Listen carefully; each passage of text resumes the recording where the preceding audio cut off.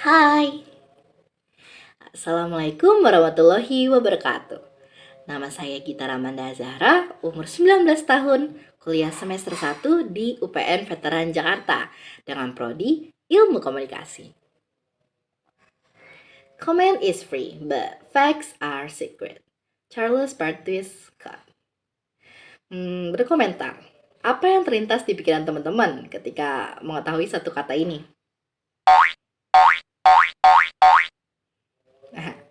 Komentar menurut KBBI adalah ulasan atau tanggapan atas berita, pidato, dan sebagainya untuk menerangkan atau menjelaskan. Sedangkan berkomentar sama juga dengan mengkritik. Mengutip dari Mbak Najwa Shihab, kalimat kritik yang membangun. Kalimat ini sering sekali ya terdengar di sekitaran kita, tapi kedua kata kritik dan membangun adalah dua hal yang bertolak belakang. Kritik sifatnya membongkar, sedangkan membangun ya sifatnya konstruktif. Orang boleh saja kritik, tapi tidak dengan menyangkut fisik maupun sara yang sama saja berkomentar negatif. Komentari argumennya, bukan orangnya.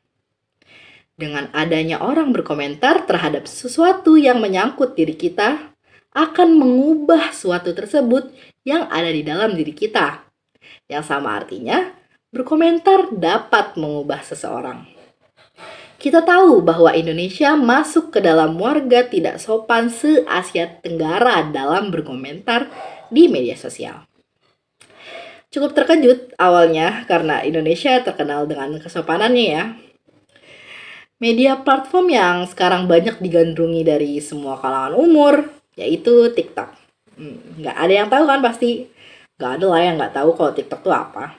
Aplikasi ini ngebebasin semua orang untuk menjadi konten kreator. Hebatnya globalisasi. Pengaruh di mana-mana, opini di mana-mana, judgement di mana-mana, hoax pun di mana-mana. Konten yang sengaja dimasukkan unsur negatif pun ada, hanya sekadar mendapatkan keuntungan dan menjadi lebih terkenal. Komentar yang negatif dengan unsur menjudge seseorang sering banget ditemukan.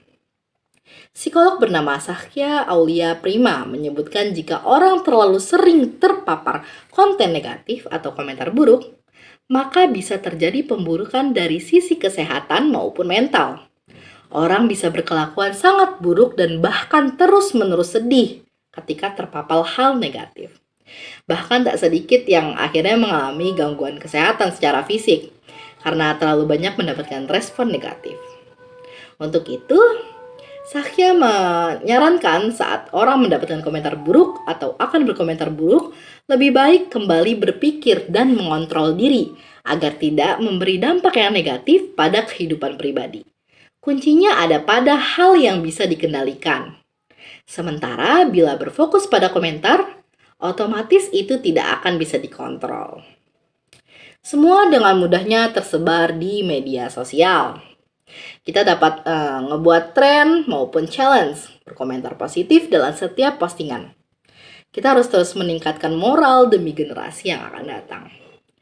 Sudah seharusnya kita lakukan bersama untuk diam tentang konten yang menimbulkan problematik. Sebaiknya langsung laporkan dengan fitur yang sudah disediakan. Tidak perlu berkomentar negatif yang dapat menjadi bumerang untuk diri sendiri. Ayo mulai sekarang kita coba dari diri sendiri untuk tidak berkomentar negatif. Mengkritik boleh, tetapi kritik argumennya. Pasang notes di HP-nya untuk terus selalu ingat dalam menggunakan smartphone ini. Demi memajukan bangsa, demi Indonesia. Saya Gita Ramanda. Wassalamualaikum warahmatullahi wabarakatuh. Bye-bye.